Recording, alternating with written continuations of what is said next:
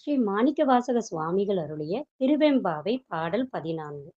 காதார் குழையாட பைம்பூன் கலனாட கோதை குழலாட வண்டின் குழாமாட சீத புனலடி சிற்றம்பலம் பாடி வேத பொருள் பாடி அப்பொருளாமா பாடி சோதி தீரம் பாடி சூழ்கொன்றை தார் பாடி ஆதி தீரம் பாடி அந்த மாமா பாடி வேதித்து நம்மை வளர்த்தெடுத்த பெய்வளைதன் பாதத்தீரம் பாடி ஆடலோரெம்பவாய்.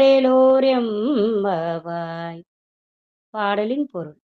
ஆண்கள் அணிந்துள்ள காதணிகள் தண்ணீரில் ஆட, அவர்களின் தங்க நகைகள் ஆட, பெண்களின் கூந்தல் ஆட, அக்கூந்தலில் மலர்கள் அணிந்திருந்ததால் ஏற்பட்ட வாசனை கருதி அதை முகர வண்டுகள் ஆட, குளிர்ந்த நீரில் நீராடுங்கள்.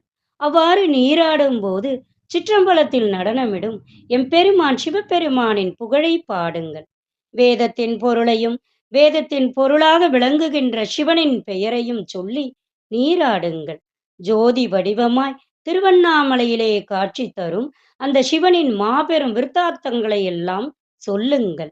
அவனது மார்பில் தவழும் கொன்றை மாலையின் மகிமை பற்றி பேசுங்கள்.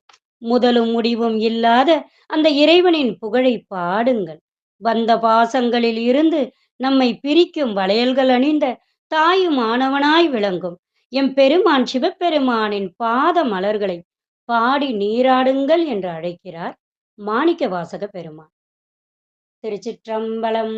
தென்னாடுடைய சிவனே போற்றி, எந்நாட்டவர்க்கும் இறைவா போற்றி.